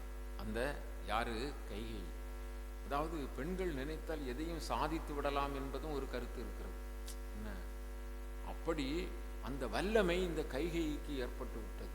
இப்பொழுது அவள் தீவிரமாக மனதிலே உறுதி கொண்டு விட்டாள், ராமனை காட்டுக்கு அனுப்புவது, பரதனை நாட்டை ஆளச் செய்வது. ஆகவே அவள் ஒரு நாடக மயில் போல நடிக்க ஆரம்பித்து விட்டாள். தலையை விரித்து போட்டாள், கைகளில் இருந்த வளையல்களை எல்லாம் கலத்தி வீசினாள், முத்து மாலை வைரம் வைடூரியங்கள் எல்லாம் அங்கங்கே வீசி போட்டாள்.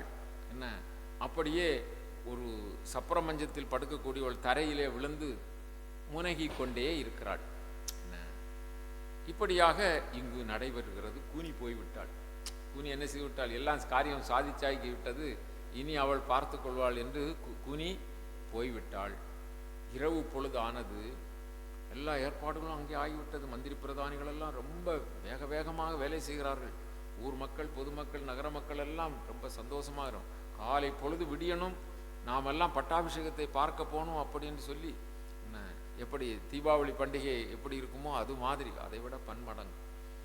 இங்கு ராஜா ஒரு 10 மணி 11 மணி இந்த கணக்கிலே அவர் இந்த கைகையினுடைய மாளிகைக்கு வருகிறார்.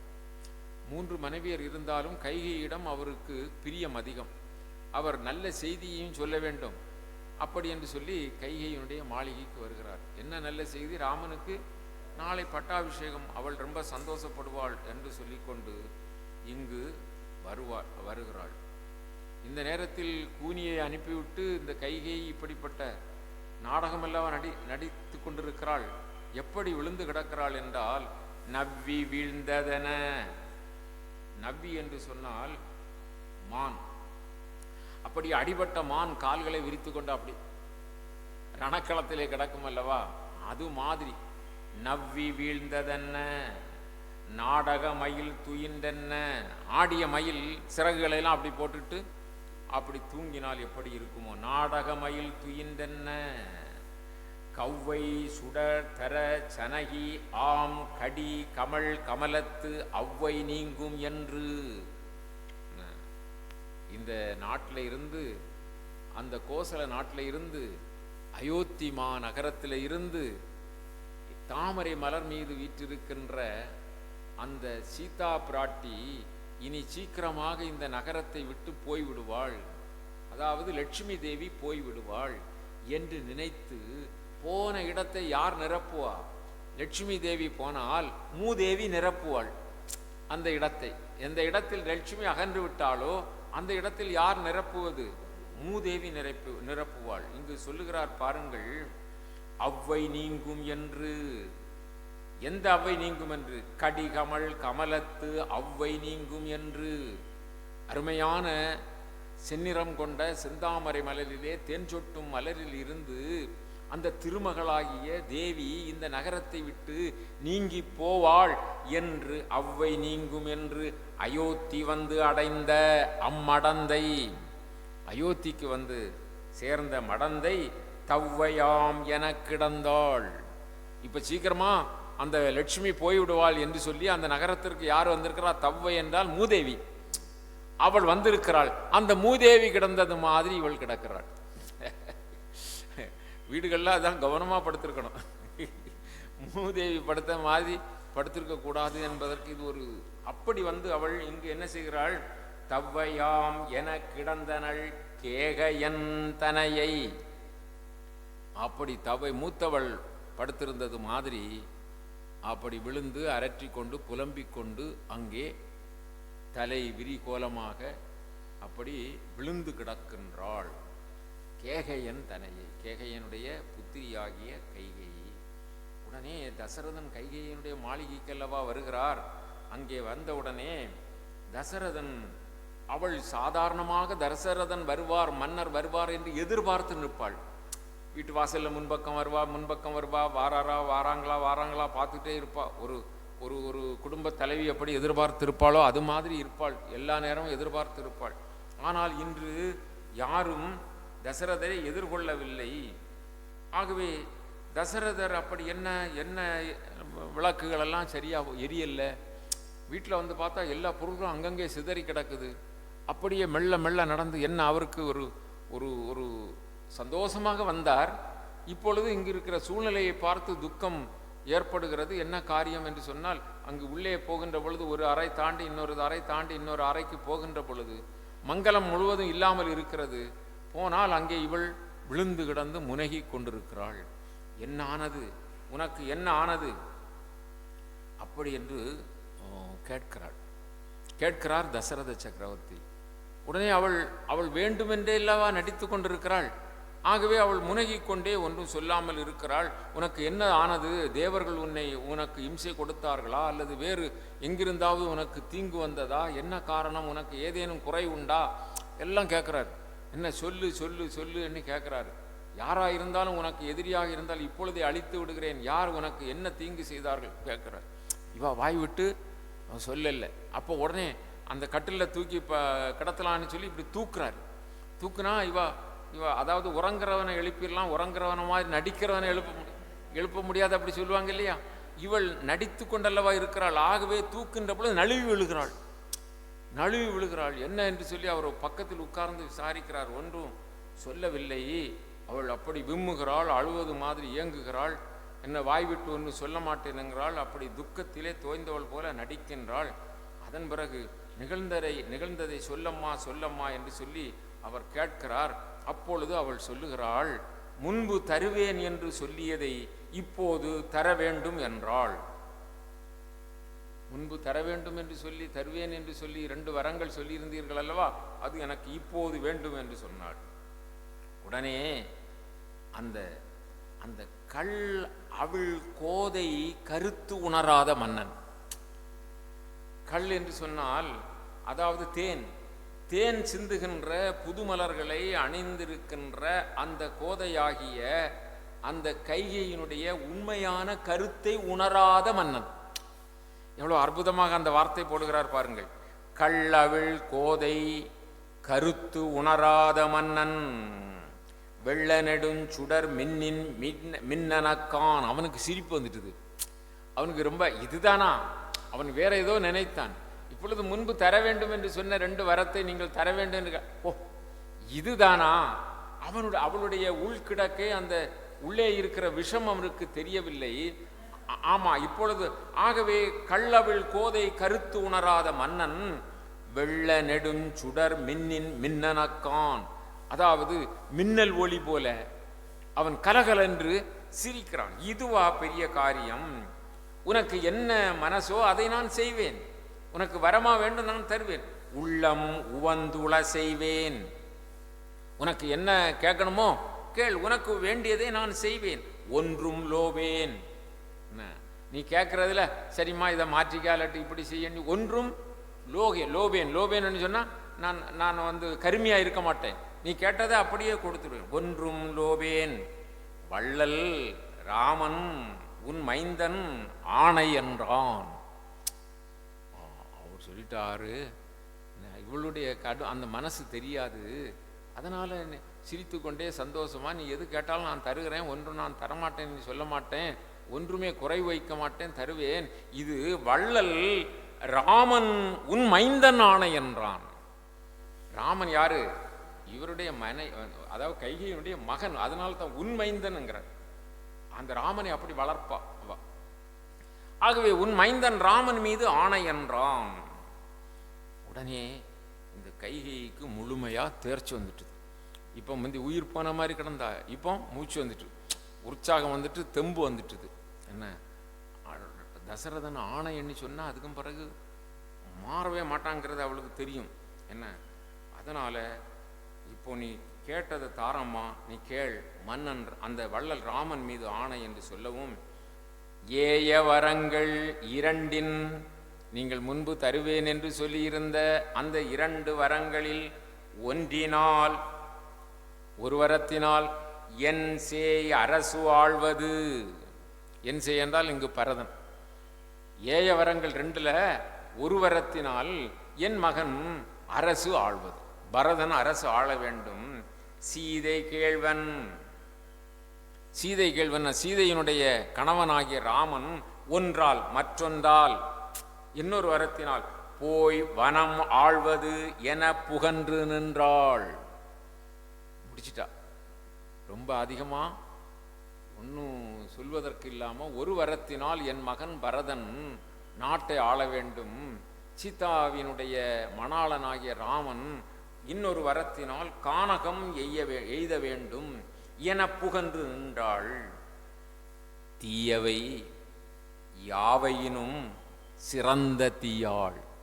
தீயவை என்று ஒன்று உலகத்திலே உண்டு என்று சொன்னால் அதனுடைய மேலான அற்றத்திலே இருக்கிற கொடும் தீயவை போல நின்ற கைகேயி இப்படி இரு வரங்களையும் கேட்டாள்.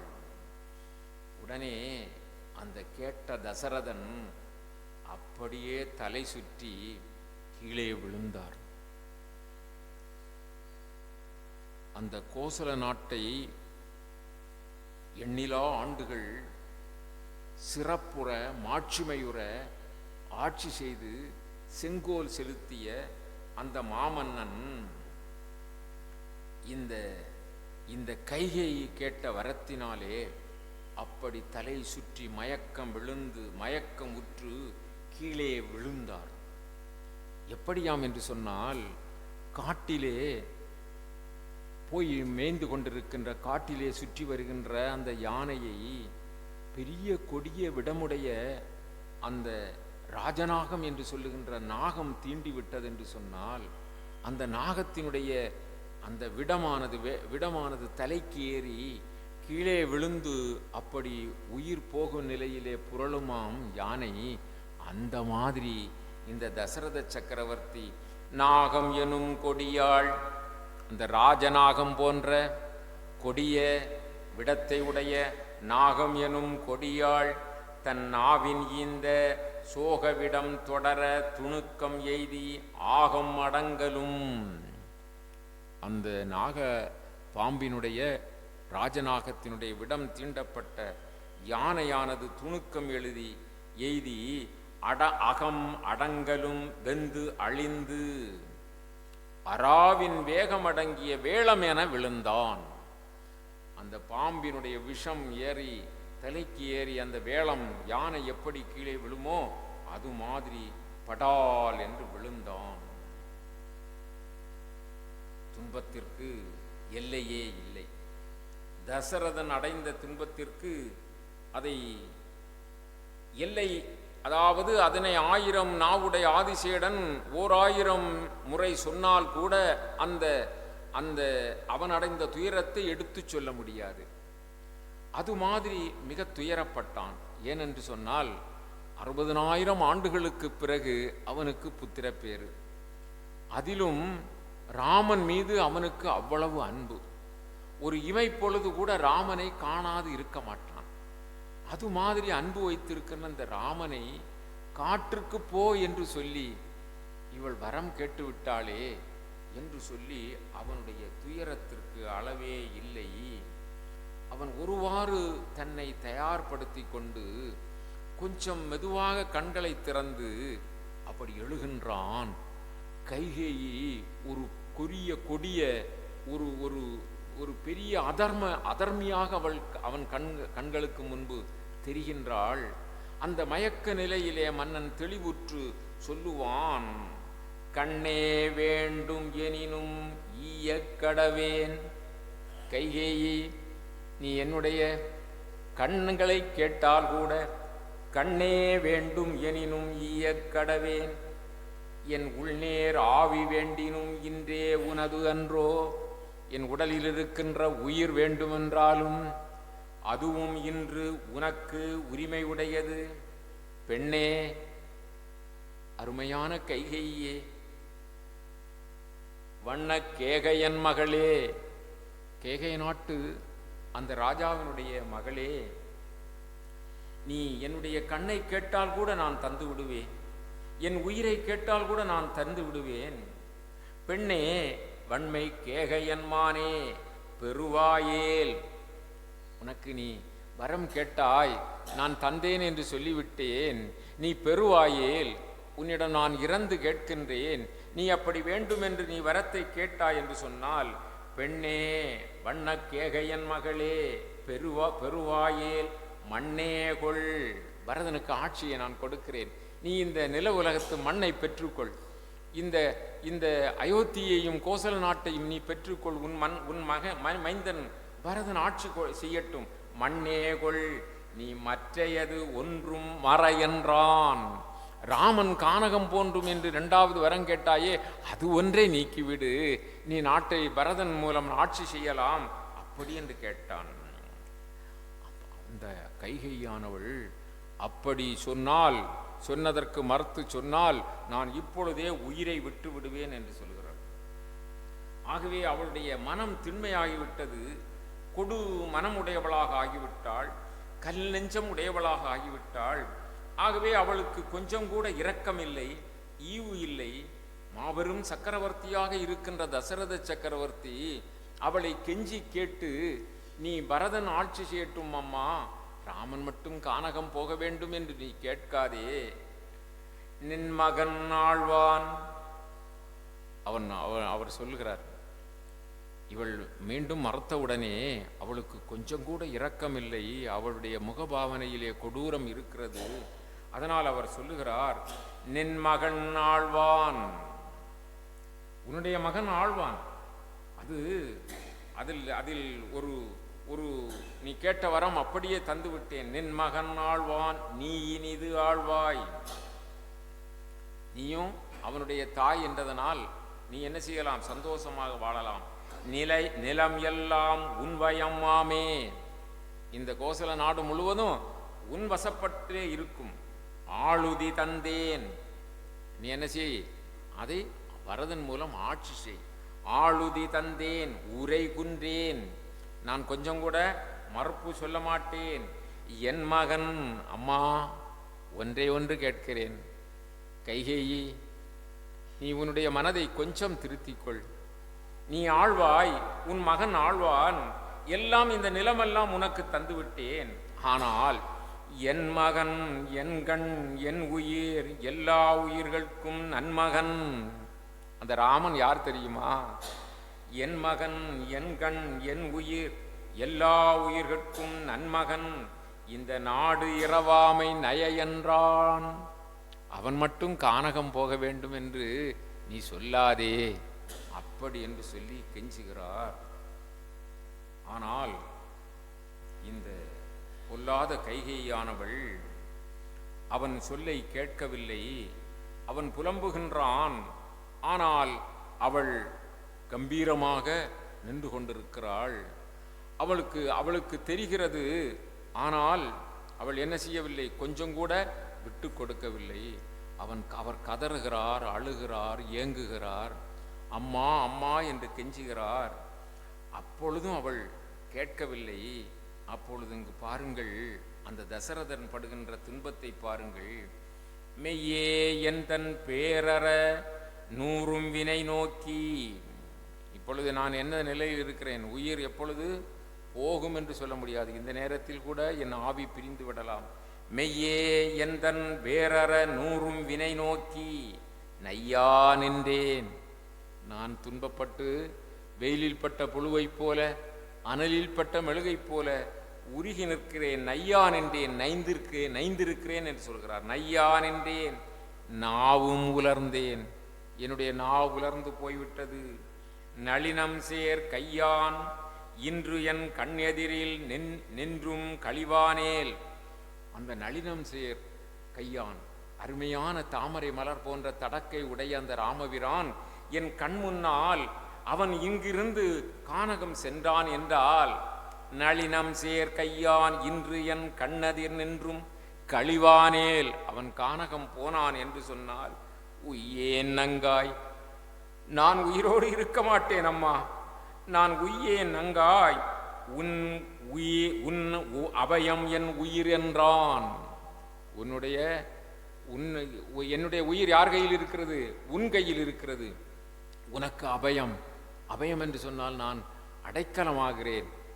என் உயிர் அந்த ராமன் பிரான் கானகம் என் கண் முன்னாலே சென்றார் என்று சென்றான் என்றால் நான் உய்யேன். நான் இந்த உடலோடு இந்த உலகத்திலே வாழ மாட்டேன், என் உயிர் போய்விடும். ஆகவே உன் அபயம் என் உயிர் என்றான். ஒரு கணவன் மனைவியிடம் என் உயிரே போய்விடும் என்று சொன்னவுடனே அப்படி சொன்ன பொழுதும் அவளுடைய உள்ளத்திலே எந்தவித மாற்றமும் இல்லை. அவள் மிகுந்த காரசாரமாக கடினமான குரலிலே சொல்லுகின்றாள். மன்னன் இப்பொழுது கீழே விழுந்து அவள் காலை பிடித்து கெஞ்சிக் கொண்டு, நான் நைந்து நிற்கிறேன், அந்த ராமபிரான் சென்றால் நான் உயிர் பிரிந்துவிடும், உன் அபயம் என்று சொன்ன பிறகும் அவள் சொல்லுகிறாள், முன்னே வரத்தை கொடுத்துவிட்டு பின்னே வருந்துவது அரசர்க்கு அழகன்று. முன்ன வரத்தை தந்துட்டு இப்போ வருத்தப்படுவது அரசர்க்கு அழகன்று. கேட்ட வரம் தராவிட்டால் உயிர் போவது உறுதி, நான் என் உயிரை விட்டு விடுவது உறுதி.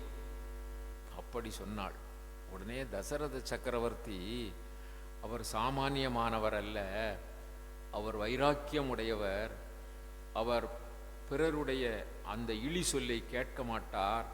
அது மாதிரி வீராதி வீரர் அல்லவா. அதனால் அவர் மிகுந்த வருத்தத்தோடு சொல்லுவார், தந்தேன் தந்தேன் என் மகன் வனம் ஆள வரம் தந்தேன். உனக்கு நான் வரம் தந்துட்டேன். தந்தேன் தந்தேன் என் மகன் வனம் ஆளவரம் தந்தேன். நானும் மாண்டு போய் வானகம் ஆழ்வேன். நானும் என்ன செய்து விடுவேன், மாண்டு போய் வானகம் போய் சேர்வேன். நீ ஆனால் என்ன செய்ய வேண்டும் தெரியுமா, நீயும் உன் மகனும் இந்த உலகம் உள்ளளவும், நீயும் உன் மகனும் இந்த உலகம் உள்ளளவும் பழியாகிய வெள்ளத்தை கடக்க மாட்டீர்கள்.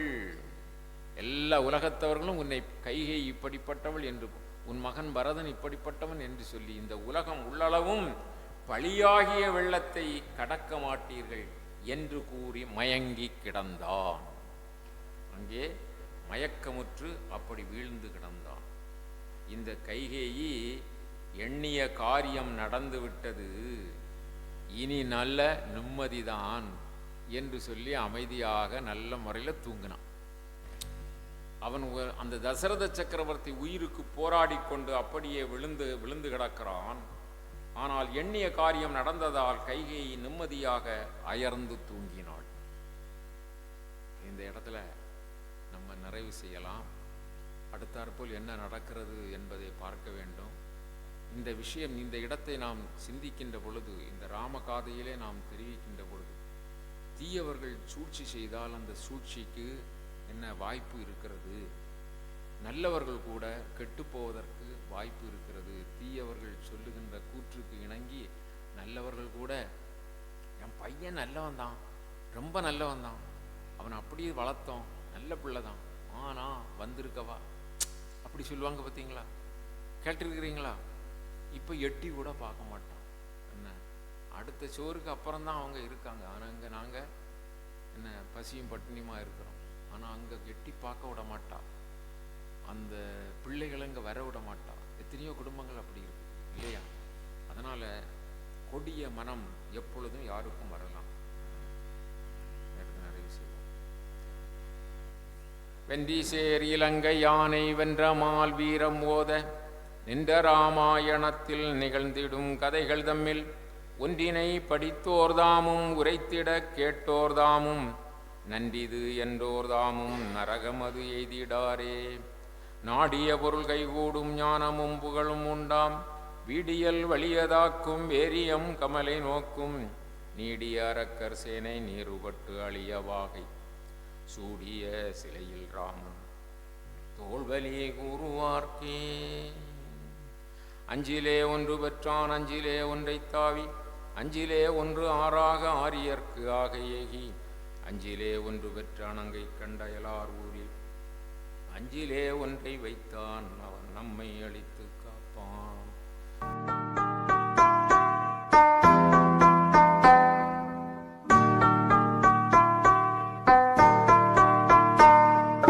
योगीरा